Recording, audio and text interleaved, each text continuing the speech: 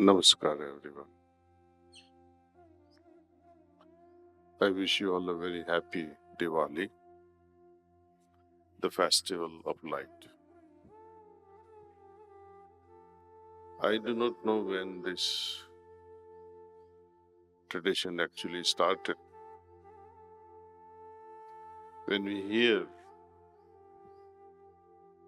certain stories from our mythology, Ramayana, for example, when Lord Rama had a victory over Ravan, and upon his return, the citizens of Ayodhya celebrated by illuminating the lights, the entire city. Similar was the case when Lord Krishna had destroyed one of the Rakshasas. Tradition says so many things that when adharma is destroyed, dharma is established. There is a festival.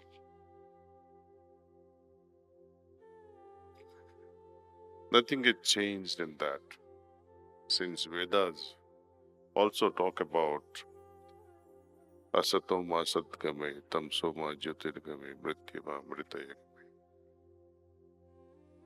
But Babuji is the first one to say something which was not changed. It remained as an immutable truth that I have to move from darkness to light. It remained as an immutable truth that I have to become knowledgeable. It became the immutable truth that I had to become invincible, Amrita. Babuji had a courage to say something different from the traditional viewpoint. He said, we go beyond both, beyond light, beyond darkness. And he justifies his statements also from Vedas itself. But there, Veda mentions only this much, go beyond light and darkness. What is it that is there beyond light and darkness? And specifically, Babaji Maharaj describes it as a grey, dawn-like color. What about the knowledge? Everyone praises the knowledge so much. Babaji says, knowledgelessness is a problem. You have to go beyond that too. How? Practice and find out. Because there are certain things which we can never describe, and especially subtle aspects of our ultimate experience.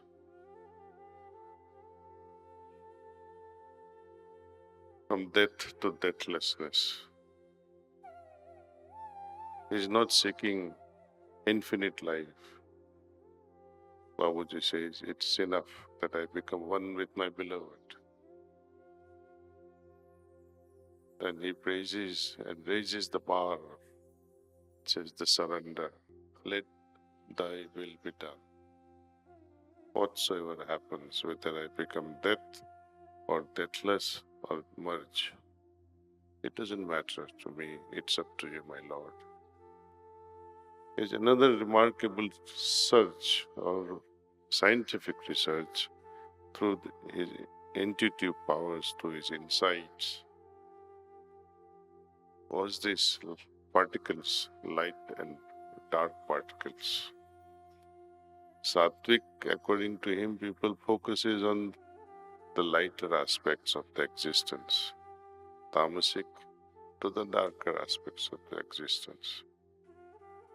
Moderate people, they go beyond both.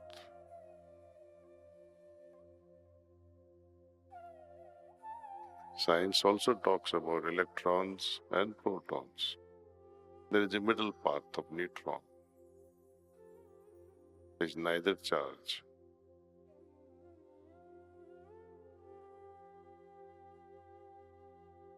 And that is how Sattvic, Rajasic, Tamasic, these qualities came into being. See,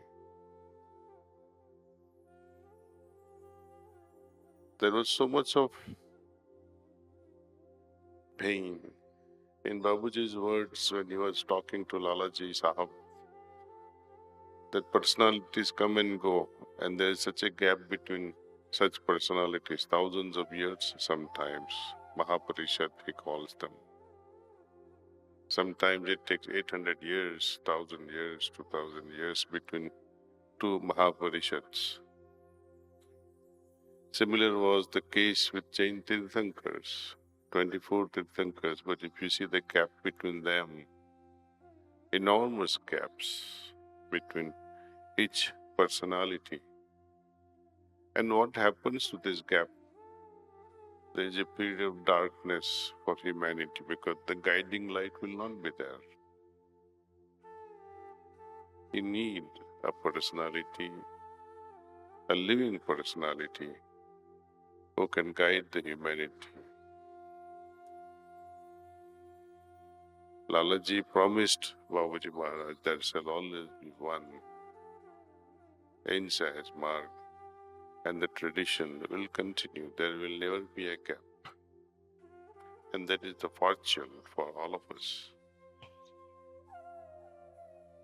We have to make use of this opportunity granted to all of us, that one personality will always be there to guide us, to illuminate us. We have to participate in that grand program. Simply surrender with humility. We should not become beggars again and again, again and again, again and again. Seekers of attentions are also beggars, perhaps the worst. Because when a beggar asks for something, he's happy when you give something. But attention seekers, they seek more and more, more and more, more and more, and there is no end to it. There is always an invitation to open your heart and allow the transmission to descend. That is all.